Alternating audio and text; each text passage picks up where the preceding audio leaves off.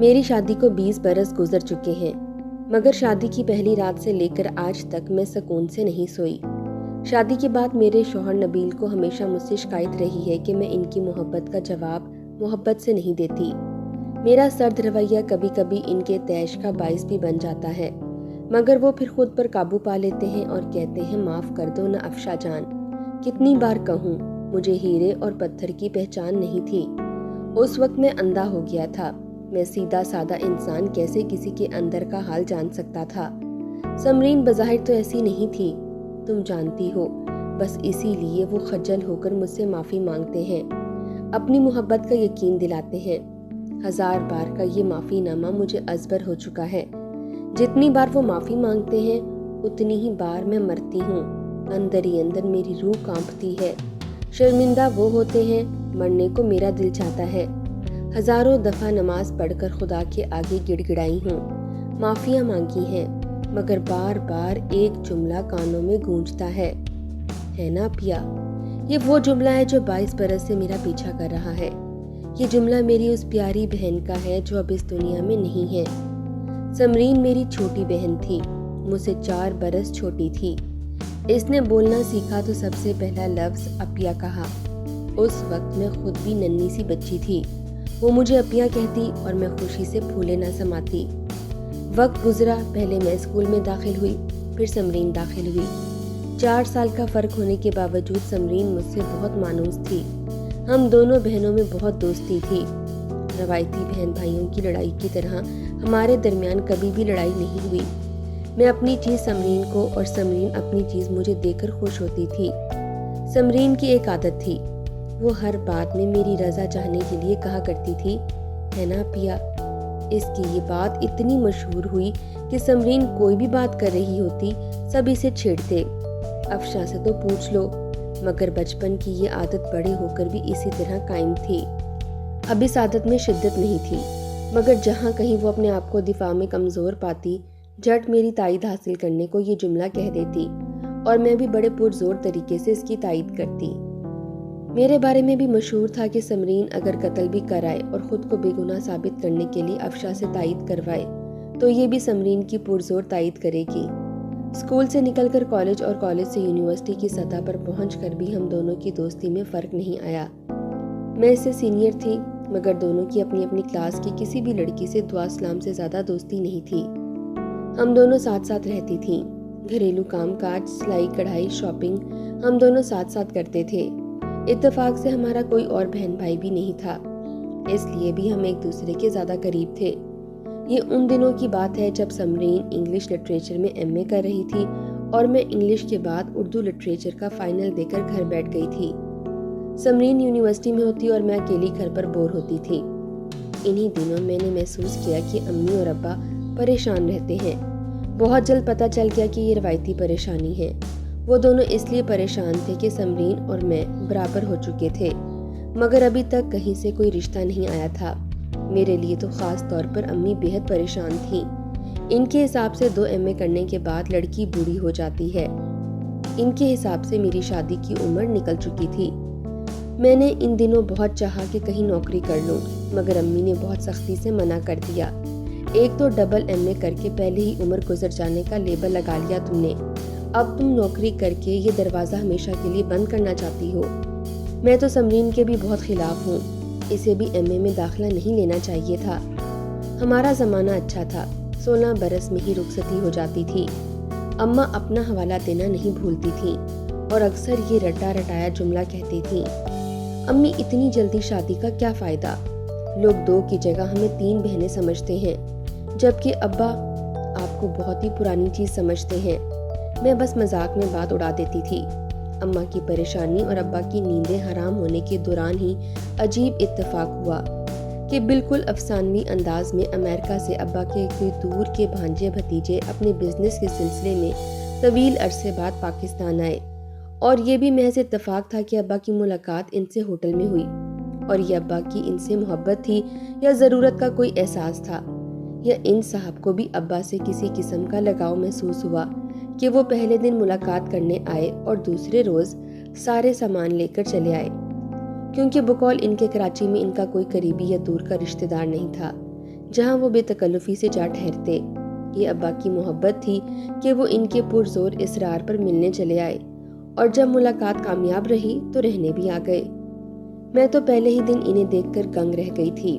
वो वाकई अफसानवी हीरो थे, लंबे चौड़े, स्मार्ट, खुबरू और बला के ज़हीन व फतीन, हाजिर जवाब, बात बात पर चुटकुले छोड़ने वाले। मेरा वास्ता अब तक कई लड़कों से पड़ चुका था। यूनिवर्सिटी में कई लड़कों से दुआ सलाम थी। लड़के मेरे लिए कोई अजनबी मखलूक नहीं थे। मैं इनसे बात करते हुए कभी नहीं घबराई, न शर्माई, न किसी को देखकर दिल धड़का। मगर इन साहब को, जिनका नाम नबील था और जो अब मेरे शौहर हैं, देखकर दिल बेइख्तियार धड़क उठा था। उन्होंने जब बात की तो मेरा चेहरा गुलाबी हो गया, बल्कि पेशानी पर भी नमी सी आ गई। बस यूं समझिए कि मैं नबील के आगे दिल हार गई। नबील की निगाहों ने भी मस्बत जवाब दिया। ये अजीब इत्तेफाक था कि समरीन इन दिनों यूनिवर्सिटी की तरफ से अपनी क्लास फेलोज के साथ मरी गई हुई थी, वरना ऐन मुमकिन था कि आज ये कहानी इस तरह ना होती जिस तरह मैं आपको सुनाने जा रही हूँ। समरीन के बारे में आपको ये बताती चलूँ कि बावजूद इसके कि हम दोनों एक दूसरे के करीबी दोस्त, एक दूसरे की बात से बआसानी आगाह हो जाती थी, मगर मिजाजों में थोड़ा सा तजाद था। समरीन हंसमुख और हाजिर जवाब थी। मैं ज़रा संजीदा तबीयत की हामिल थी, मगर ये नहीं कि मैं चिड़चिड़ी या बददिमाग थी। बहरहाल समरीन के मुकाबले में ज़्यादा चुलबुली ना थी। वो मरी में पूरे 10 दिन रही, और इन 10 दिनों में मैं ख्यालों में खुद को नबील के लिए वक्फ कर चुकी थी। मगर मरहला ये दरपेश था कि तमाम तर मेहरबानियों के बावजूद नबील ने खुद से कुछ नहीं कहा था। फिर भी मुझे यकीन था कि वो मुझे पसंद करने लगे हैं। उन्होंने समरीन की तस्वीर देख ली थी, मगर बड़े नॉर्मल तरीके से इजहार तारीफ किया था। इनकी निगाहों में न चमक उभरी थी, न उन्होंने बेताबी से कहा था कि समरीन कब घर आएगी। मुझे दरअसल लाशूरी तौर पर एक अनजाना सा खौफ था कि नबील की जिस तरह की तबीयत है, समरीन इसका जवाब है। फिर ये भी कि वो मुझसे 4 बरस छोटी है, यानी इसके चांस मुझसे ज़्यादा थे। और ये नहीं हो सकता था कि अगर नबील को समरीन पसंद आ जाए तो मैं इसकी राह में रुकावट बन जाऊं। ये सारी बातें अभी मेरे दिल में थीं कि समरीन आ गई। घर में एक नए मेहमान को देखकर इसने हैरानी से सबको देखा, क्योंकि नबील का अंदाज बहुत ही बेतकल्लुफाना किस्म का था। हमारे माँ बाप बहुत ही ज़्यादा नबील की खातिर मदारत कर रहे थे, क्योंकि इन्हें भी पता चल गया था कि वो गैर शादीशुदा है। मेरे ख्याल के ऐन मुताबिक नबील और समरीन की बहुत जल्द गाड़ी चलने लगी, और ना मालूम कब और किस वक्त दोनों एक दूसरे से अहदो पेमा कर बैठे। मुझे तो इस बात का बहुत बाद में इल्म हुआ, जब अम्मा ने एक दिन मुस्कुराते हुए बताया, नबील शादी करना चाहता है। अम्मा की बात सुनकर मैं चौंकी, मगर निगाहें झुकाए रखी कि कहीं अम्मी को पता न चल जाए कि मैं नबील से इश्क करने लगी हूँ। हाँ, शादी की बात सुनकर दिल धड़कने लगा था। अम्मी का मुझसे डायरेक्ट बात करने का मतलब यही था कि वो मुझसे शादी करना चाहते होंगे। असूलन भी मैं बड़ी थी। अम्मी पहले मेरा रिश्ता ही करती, फिर नबील की बोलती निगाहों ने वो सब कुछ समझा दिया था जो उन्होंने मुंह से नहीं कहा था। मैं मुतमईन थी। कान अम्मी की तरफ लगे हुए थे कि आगे वो क्या कहने वाली हैं। ये कैसे हो सकता है बेटा, जब तक बड़ी का रिश्ता ना हो जाए छोटी की कैसे कर दूं? ज़माना और भी बातें बनाएगा। अम्मी ने ठंडी सांस भरी और उठ गई। अम्मी की बात ने मुझे सुन कर दिया।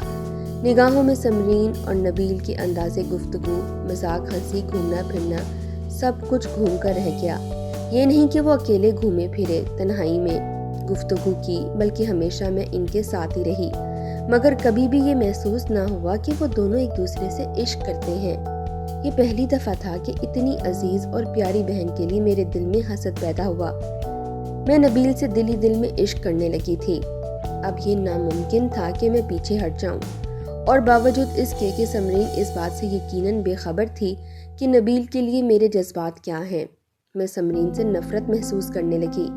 मुझे ऐसा लगा कि इसने खामोशी से मुझे शिकस्त दे दी है। नबील ने मेरी बेइज्जती की है। बेइज्जती और शिकस्त के एहसास ने मुझे तोड़ फोड़ कर रख दिया। मैं 24 घंटे समरीन और नबील पर नजर रखती थी। इन दोनों को हंसते बोलते देखकर दिल ही दिल में कुड़ती थी। कुदरती तौर पर मैं मजीद संजीदा और खामोश सी हो गई। समरीन पर तो गुस्सा था ही, नबील पर और भी शिद्दत से गुस्सा आता था कि उन्होंने क्यों इल्तफात बरता, क्यों अपने अंदाज से जाहिर किया कि वो भी मुझे पसंद करते हैं। कभी कभी खुद पर गुस्सा आता। अरे मैं क्यों कमज़ोर पड़ गई, मैंने क्यों मोहब्बत के जज्बों के आगे सर झुका दिया। घर में इस बात पर बड़ी खिचड़ी पकी कि बड़ी बहन की मौजूदगी में छोटी की शादी कैसे मुमकिन है। नबील ने इसका ये हल निकाला कि बजाय शादी के फ़िलहाल मंगनी हो जाए।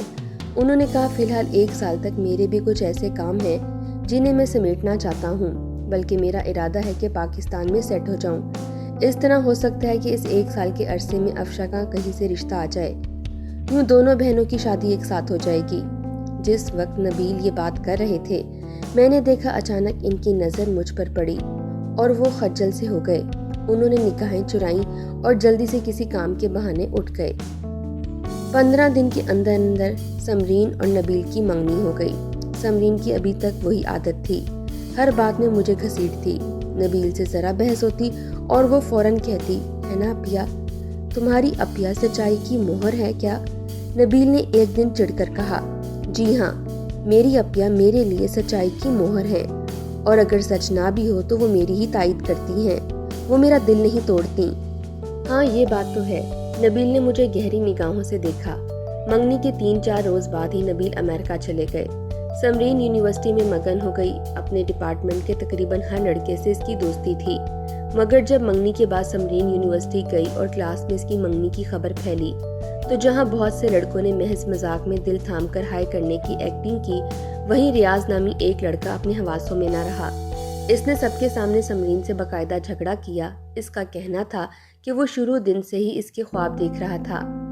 तुम ख्वाब ही क्यों देखते रहे, आगे बढ़कर बात क्यों नहीं की?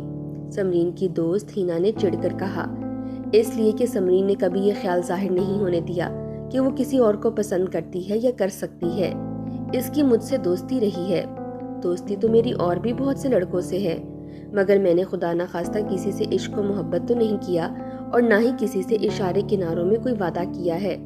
तुम तो मुझे बदनाम करने वाली बातें कर रहे हो, मगर ये सच है कि रियाज वाकई सिर्फ और सिर्फ तुम्हारी तरफ माइल था। एक लड़के ने रियाज की हमायत की। हाँ मेरा भी यही ख्याल था कि समरीन और रियाज एक दूसरे को पसंद करते हैं।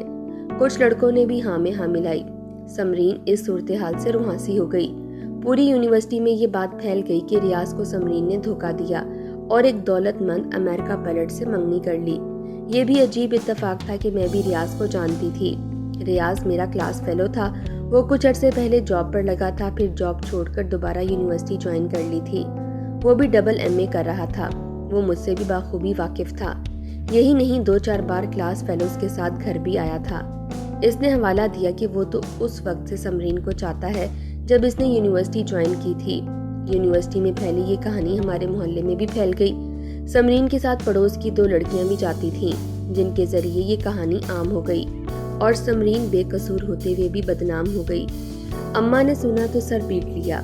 इसीलिए तो कहती थी कि लड़कियों का ज्यादा पढ़ना ठीक नहीं है। उन्होंने समरीन को बेनकत सुनाई। इधर ये किस्सा आम होकर हर एक की जबान पर था और इधर नबील वापस आ गए। समरीन इन्हें देखकर खुश होने की बजाय परेशान हो गई।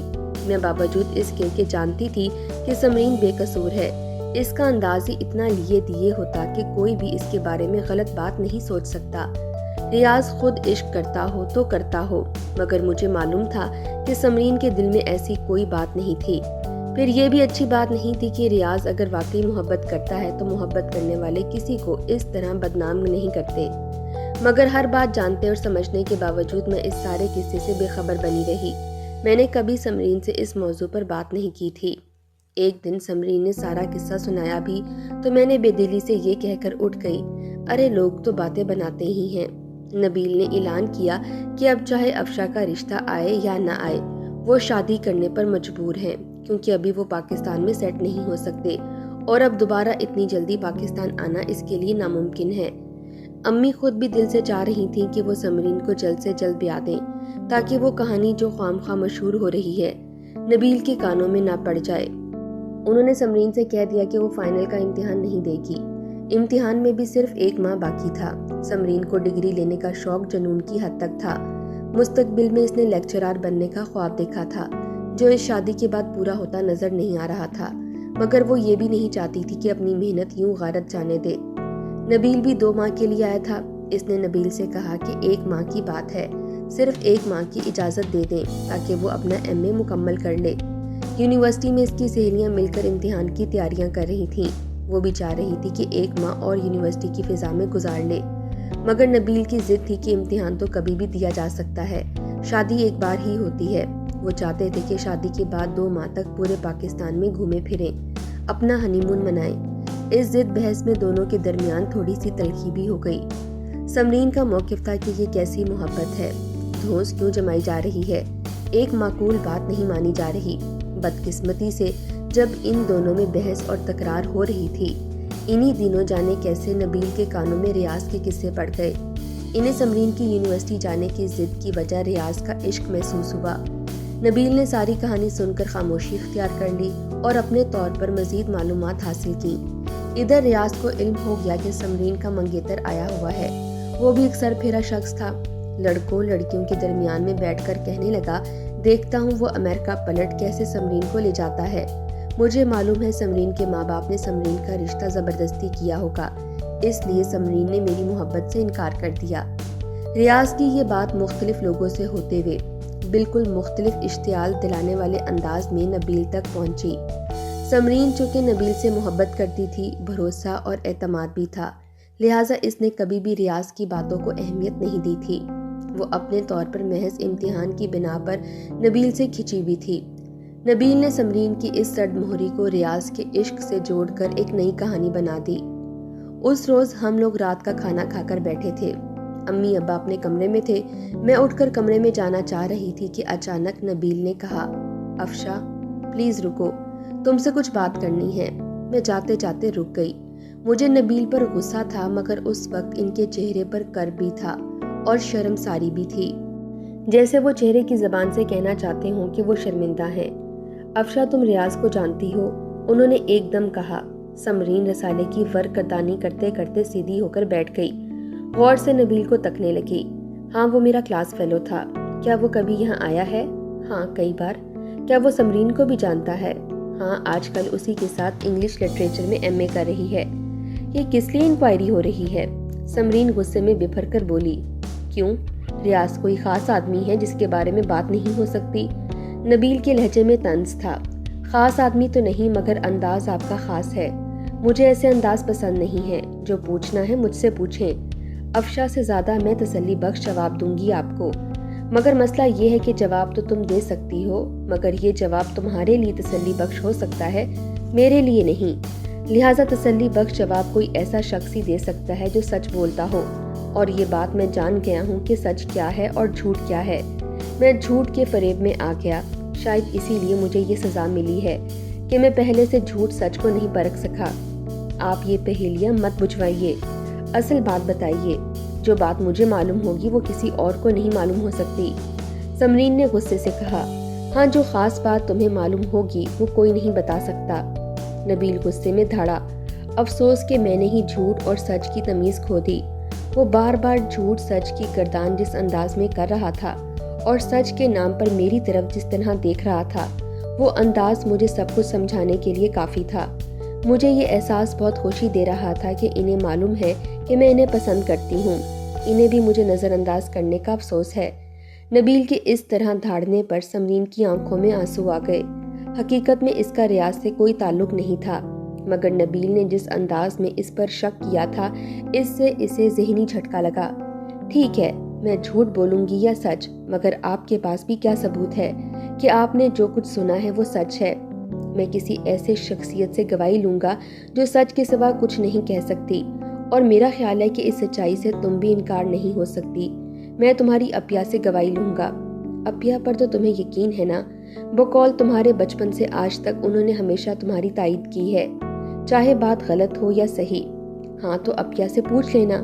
بے شک پوچھ لیں، اپیا کو بھی خبر ہے کہ میں نے سوائے آپ کے کسی کو بھی اس انداز سے نہیں دیکھا۔ مجھ پر الزام تراشی ہو رہی ہے، میں ایسی لڑکی نہیں ہوں نبیل۔ وہ دکھ سے بولی، آنسو اس کی آنکھوں سے روا تھے۔ نبیل پر نہ اس کے آنسو اثر انداز ہو رہے تھے نہ اس کی باتیں، وہ مسلسل غصے میں تھے، اور میں اس لمحے زندگی بھر کے لیے ایک فیصلہ کر لینے کے خیال میں تھی۔ میں سوچ رہی تھی کہ یہ کمزور لمحہ دوبارہ نہیں آئے گا، مجھے نبیل پھر کبھی ایسی نظروں سے نہیں دیکھیں گے جن میں مجھے کھونے کا احساس شامل ہو۔ سمرین ان کے دل سے اتر چکی تھی۔ اب تو دل سے اترنے کے فیصلے پر میری گواہی کی مہر لگنا باقی تھی، اور بس یہ وہ کمزور لمحہ تھا جب میرا ضمیر سو گیا، یا شاید محبت کا جذبہ کسی کے لیے بیدار ہو جائے تو خون کے رشتے بھی حسد اور رقابت کی نظر ہو جاتے ہیں۔ میں نبیل کے چھن جانے کے احساس سے آنسوں کے سمندر میں ڈوبی تھی، اور ہمیشہ نبیل سے زیادہ سمرین کو مجرم گردانا تھا۔ اس کی ہر دم ہنسنے ہنسانے اور دوسرے سے بے تکلف ہو جانے کی عادت نہیں تو نبیل کو مجھ سے چھین لیا تھا، اور یہی وہ عادت تھی کہ ریاض بھی غلط فہمی کا شکار ہو گیا۔ آپ پوچھیے اپیا سے، پوچھے نا، وہ آنسوؤں سے تر چہرہ لیے نبیل سے مخاطب ہوئی، پھر میری طرف دیکھ کر بولی، بتائیے نا اپیا، میرا ریاض سے کیا تعلق ہے؟ میں نے تو اسے کبھی لفٹ بھی نہیں کروائی ہے نا اپیا؟ اس نے حسب عادت امید بھری نگاہوں سے مجھے دیکھا، مگر اسے خبر نہیں تھی کہ اس کی اپیا خود غرض محبت کی شکار ہو چکی ہیں۔ وہ اسے اپنا رقیب تصور کر رہی ہیں۔ اس کی آنکھوں سے شناسائی اور دل سے بہن کی محبت کے جذبات ختم ہو چکے ہیں۔ میں نے منہ سے کچھ بھی نہیں کہا۔ میری آنکھیں اور خاموش لب نبیل کو بہت کچھ سمجھا گئے۔ وہ سچی لڑکی ہے، جھوٹ بولنا اور نبھانا صرف تمہیں آتا ہے۔ نبیل تلخی سے بولے۔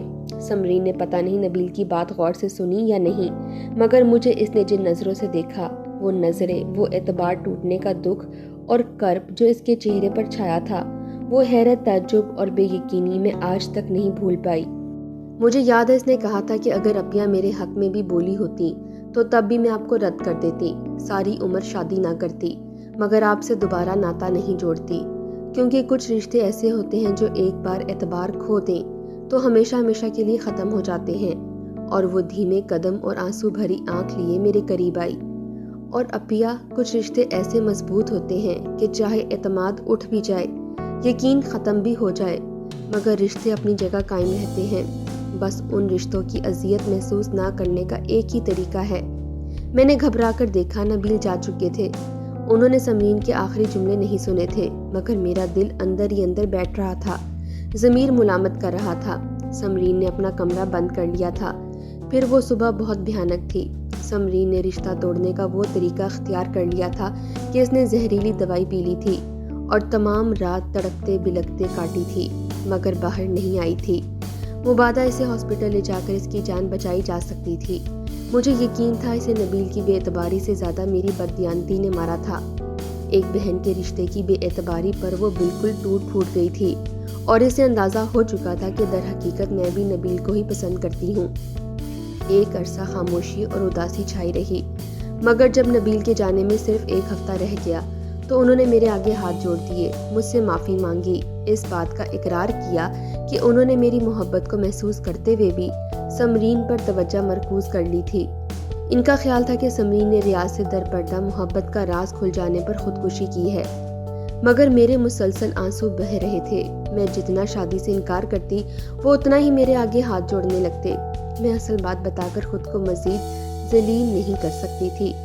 پھر امی کا بھی دباؤ تھا، یہ بھی خوش نصیبی ہے بیٹا، ورنہ سمرین نے جو کچھ کیا اس کا اثر تم پر بھی پڑتا اور پڑے گا۔ یہ تو نبیل کی نیکی ہے بیٹا کہ وہ خالی ہاتھ نہیں جانا چاہتا۔ امی نے مجھے سمجھایا۔ دکھ سے میرا سینہ پھٹنے لگا، گویا امی بھی سمرین کو ہی قصوروار سمجھ رہی تھیں، مگر قدرت کا شاید یہی انتقام ہے کہ کسی کو موت کا سکون دے دیتی ہے اور کسی کو زندگی بھر نہ مرنے دیتی ہے نہ جینے دیتی ہے۔ اپنے کیے کی سزا پاتے ہوئے آج 20 برس گزر چکے ہیں۔ قدرت نے اولاد جیسی نعمت سے بھی ہاتھ کھینچے رکھا ہے۔ میرے اندر واقعی محبت کے جذبے نے کبھی بھی سر نہیں اٹھایا، اور میری سرد مہری پر جب بھی نبیل اعتراف محبت کرتے ہیں، میں پتھر کی بن جاتی ہوں۔ سمرین سامنے کھڑی ہوتی ہے نا اپیا، اور پھر میری روح کی گہرائیوں تک کرب پھیل جاتا ہے۔